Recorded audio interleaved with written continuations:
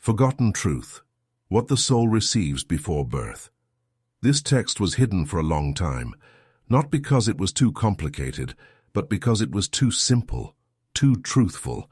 It contains no loud sensations, no revelations that make your hair stand on end. But it holds something else, something people fear the most. A calm answer to the questions that keep us awake at night. What comes next? Where did we come from? Is there something more? These insights first emerged, thanks to a man rarely mentioned in textbooks, yet well remembered by those who once heard his story. A major general, a military radio engineer, a skeptic to the bone, Yevgeny Levintzov. It was he, not some mystic or contactee, who recorded what he himself called a message from the higher mind. It all began in 1987. After a stroke, the general fell into a coma. For 9 days, doctors prepared his family for the worst. But on the 10th, he woke up, and not just came to, all his bodily systems functioned perfectly, as in a young, completely healthy man. The doctors couldn't explain it. Levintzov said simply, "I wasn't here, I was there, and I was given knowledge." He shared that the soul does not disappear after death. Moreover, it does not appear out of nowhere.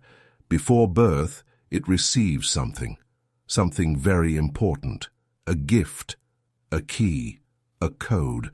It can be called many things, but the essence is one. Every soul before incarnation undergoes a special contact with the higher mind, and that is when it receives the most important thing, a mission. This mission does not always come in words. It can be a feeling, a direction, a path that the soul must walk.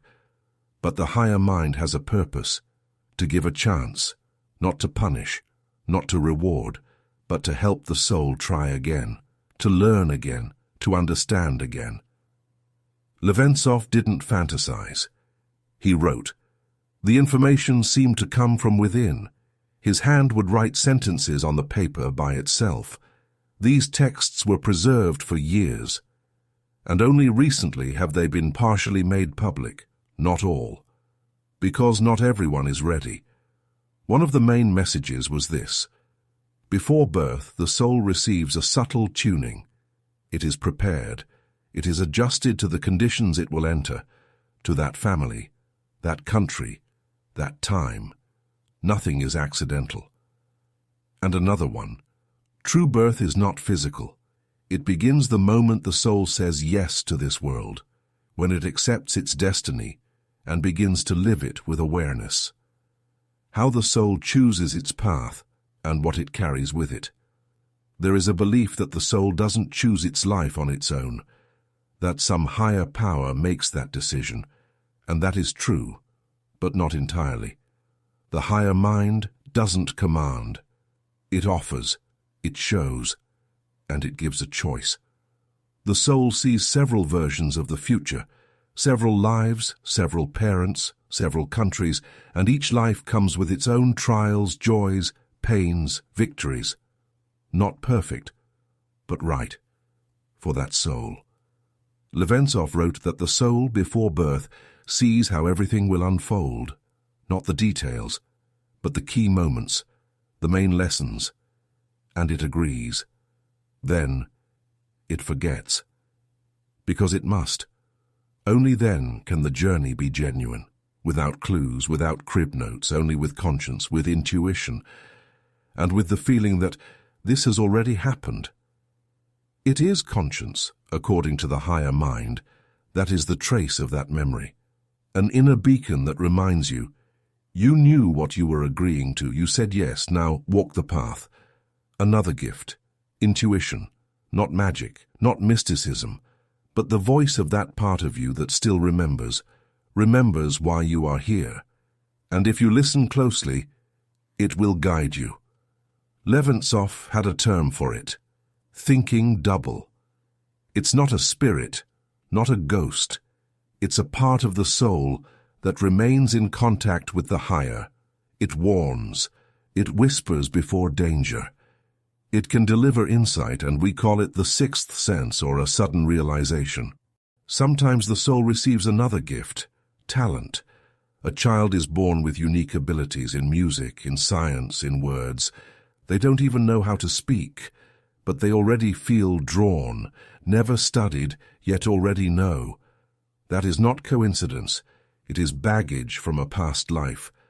And also a mission for this one. Levintzov said, "The higher mind gives not so much opportunity as responsibility." If the soul receives a gift, it must use it, but not for fame, not for money, for others. Otherwise it will burn out, or fall ill, or lose everything. And so it was for many. Someone had a healing gift and sold it. Someone wrote incredible things and went silent out of fear of the truth. Someone simply abandoned themselves. And then came illness, loss of meaning, emptiness, because a gift left unused becomes a burden. In these records by Levintzov, there is no grandstanding, only calm, clear language, like someone speaking who's done it before, who sees through you and who doesn't judge but reminds. You know, just remember. And here's what's important. The soul does not come alone. It is always connected to other souls. We meet in this life those we've been with before, those to whom we owe, or who owe us. But this is not about revenge, it's about balance, about closure. Levintzov wrote, "There are no chance encounters, there are only precise meetings, at the right time. What happens after death, the return home. When the body stops, the soul does not disappear. It doesn't escape to other worlds, it stays close. For a few more days, 3, 5, sometimes 9. It watches, it listens, it sees who mourns or who doesn't, who comes to say goodbye, and who forgets immediately. These days are very important. This is the transition, the moment of realization. Everything has truly ended, but not your existence, your script, your role. Like in a theater, the performance is over, but the actor is still standing backstage in silence. After this, according to Levintzov, the real part begins. Not frightening, not heaven, and not hell. A meeting with yourself, without a mask, without lies, without, "I didn't mean to," because there is nothing left to hide. This is called judgment. But not the one seen on icons, not with the weight of sins or a demon's pitchfork. Judgment is reliving, again, but not from your side, from the side of others. Everyone, those you hurt, and those you gave warmth, and you don't just remember, you feel. Their tears, their fear, their joy, their gratitude. Every word, every glance, good and bad, it all comes back because that's how the soul learns. Not by punishment, but through understanding. After that comes the choice. You can return to a new body, a new story, or you can move on if you are ready. But not everyone is. Some cannot forgive themselves, some need to finish something, and some are simply afraid. That is why some souls get stuck, not in hell, in a state, in a place Levintzov called the soul's orbit. This is a space between worlds, low, grey, where the soul cannot let go of the past.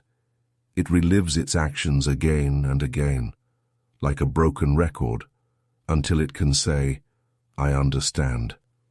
But there is another place, bright, warm, light, the abode of souls.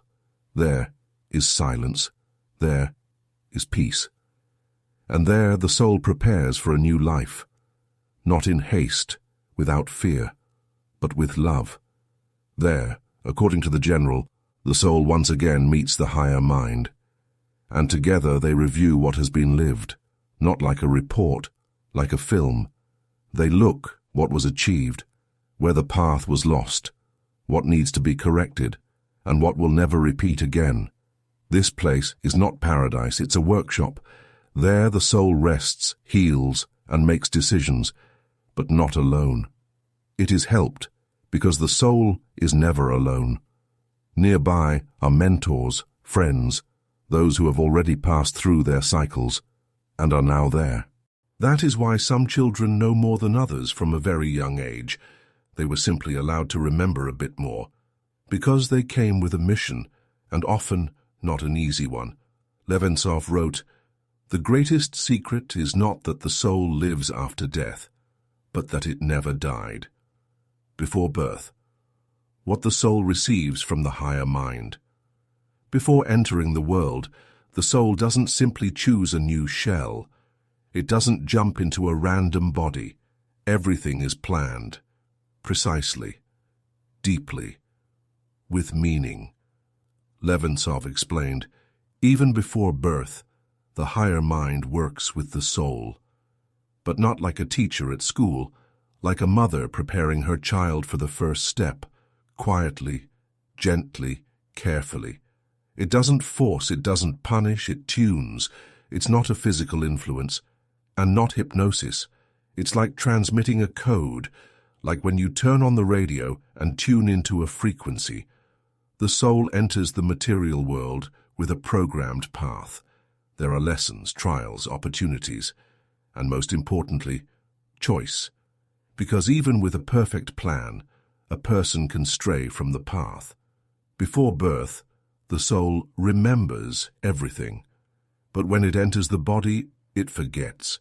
And this is not a mistake, it's part of the game, because only in the conditions of forgetting is real discovery possible. However, something remains, subtle, barely perceptible, what we call conscience, intuition, a sixth sense.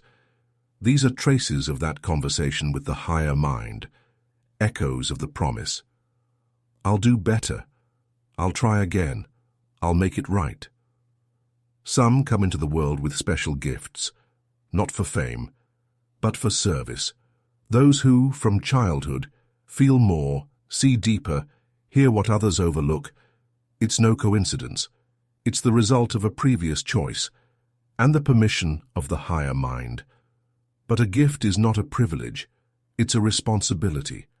Because the more you are given, the more you must give.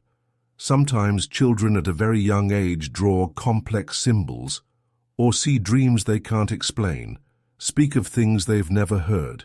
It's not fantasy, it's memory. Memory of where they came from. Each of us carries our own baggage. Some come with a debt, some with a mission. But most importantly, no one comes for nothing. Even those we consider random in our lives have a role, a word, a touch. Sometimes one word from a stranger changes everything, because it's a reminder from the other side. Levintzov wrote, "The most important thing the soul receives before birth is a chance to become better, a chance to make things right, a chance to love. And also, it receives strength, invisible, quiet, but unbreakable. And it's that strength that helps us get through even the darkest times in life. Because deep in our soul we all know this is not the end, it's one of the steps. And when you take your first breath, that's not the beginning of life, that's the continuation of the journey. The soul and the body, why we truly come here. We're used to thinking that life is a beginning, that to be born is to start. But Levintzov said, the soul is no beginner. It comes here with experience and with a wound, with something unfinished, unsaid, unloved. The physical body is just a costume, temporary. It brings limitations, and at the same time, endless possibilities. The body gives a chance to feel pain, and through it, to learn compassion. It gives weakness, to uncover strength within. It gives death, to discover that death is not the end. When the soul enters the body of a newborn, something greater than just an organism is activated. A mechanism begins, one that doctors cannot explain. The heart beats, yes, but so does something unseen in scans. The spiritual core begins to pulse, and it is that core that defines who you will become and why you are here. Most people live life on the surface. They eat, sleep, work, but they don't live. For only those who feel are truly alive, those who can cry and not be ashamed, those who can ask for forgiveness and forgive, those who choose love even when vengeance is easier. Levintzov said, "Life without meaning is like breathing without air. You go through the motion, but nothing fills you inside." The soul doesn't come for money, not for fame, not even for happiness. It comes for experience. And if that experience is pain, it's not for punishment, it's for transformation, like gold purified in fire. Those who lived only for themselves often feel emptiness in their final moments, because the body fades and the soul asks, "What was it all for?" And if there's no answer, the soul cannot move on. It gets stuck, like in a room with no doors. But those who gave, who loved, who forgave, who suffered, but did not despair, they leave easily, they are welcomed, they are rejoiced over, because they fulfilled the main task. They were human, not just beings, but humans, with a heart, with conscience, with memory. The human soul is not a spark, it is a fire, and it doesn't go out with death, it changes form, but it keeps burning in places we haven't been yet, but certainly will, between worlds. What is hidden from us? Levintzov wrote that after death, the soul does not lose memory. It does not forget who it was. It does not dissolve into nothingness. It transitions, but not immediately. There is a boundary. There is silence. There is a place where the soul sits and watches what it has lived. And there, no one judges. They show. This is the space of truth. There is nowhere to hide, no one to hide behind. Just you and your life. But not from your point of view, from the eyes of those you hurt, those you loved, those you ignored. People think they make choices. But Levintzov claimed, everything that happens to us is a mirror of our past actions. Karma is not punishment. It is a lesson. It is a chance. If you taught someone through pain, you will be made to feel that pain, not as retribution, but to understand, to live through, and to grow. Souls who have lived much go deeper, further, into a world where there is not punishment, but level. It is not heaven and not hell. There are realms, levels of growth, the conditions, like school, each one at their own lesson. One learns to love, another to forgive, someone to be silent when they want to scream. There are realms of light. It's easy there, it's quiet. There are souls who carried love. There are foggy realms, souls who got lost. They're given another chance. And there are those who don't want to change. They are cold, lonely, but the doors are not closed, because even in the darkest corner, someone is waiting. Levintzov saw a map. It was not religious. No angels, no demons, only paths. It had everything: pain, repentance, forgiveness, light. It is not upward or downward, it's inward, to oneself, to the true I, without masks, without roles, without fear. One soul told him, "I saw my mother crying when I left. I heard each of her breaths, and I realized I was inattentive. I didn't hear her during life." And only then did that soul let go and move on. We think death is a sentence, but it's just a transition. And what we take with us is not wealth, not status, but memories, feelings, regret, and gratitude. And now, as you've read to the end, it's time to ask yourself the most important question. What if all of this is not fiction? What if the soul truly remembers more than we can consciously grasp? What if your dreams, strange premonitions, or that odd warmth in your chest aren't coincidences, but attempts to reach you? From her, from the soul, from someone who was once near, and still is. Because no one disappears without a trace. Souls don't die. They wait, they whisper, they guide. Everything we've spoken of is not religion, not belief, not mysticism. It is an attempt to remember your true self, who you were and who you must become. And if these words echoed within you, if you suddenly felt anxiety, peace, or even tears, don't be afraid. It only means one thing: you've remembered, and you won't be able to live the same way again, because now you know death is not the end and not the beginning. It is a turning point. It is an entrance into what is real. And into that reality, you go not empty-handed, but carrying what you've gathered along the way: your choices, your feelings, your spoken words, and those you never dared to say. You are already on the path. Just remember why you're here, and to whom you must say, "I remember you." If this text made you reflect, give it a like. Write in the comments, what did you feel? Subscribe. More stories are coming, stories that don't fit into the usual boundaries. Your journey is only beginning.